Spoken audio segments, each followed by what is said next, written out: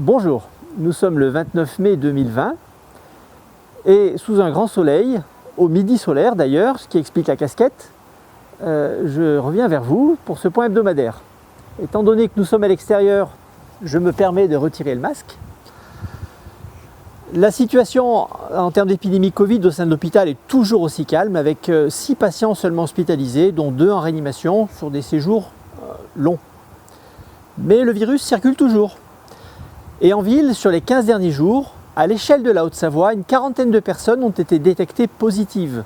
C'est peu par rapport aux 800 000 habitants, mais cela montre que le virus est toujours là. Les hospitalisations ont été anecdotiques. Jusqu'au 8 juin, le fonctionnement de l'hôpital ne sera pas modifié.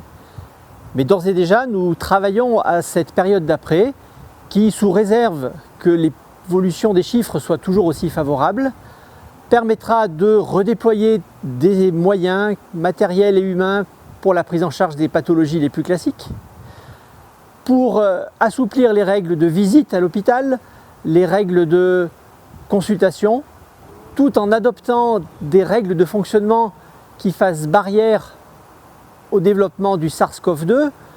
C'est le nom de ce virus qui donne la Covid-19, puisque c'est ainsi qu'il faut parler, et qui nous a sérieusement perturbé le printemps. Alors je pense par exemple à l'utilisation du gel hydroalcoolique, mais aussi à l'appel la veille d'une consultation, soit par téléphone ou probablement par SMS, pour être sûr que vous n'ayez pas de symptômes qui justifieraient d'être plutôt méfiant et éventuellement de reporter le rendez-vous. À côté de cela, l'hôpital s'investit dans une démarche de santé publique, à côté des médecins généralistes et des laboratoires de ville, et sous l'égide de l'ARS et de la Caisse primaire d'assurance maladie, afin d'être un acteur plein et entier dans le dépistage des foyers épidémiologiques et la lutte préventive contre une éventuelle seconde vague de Covid-19.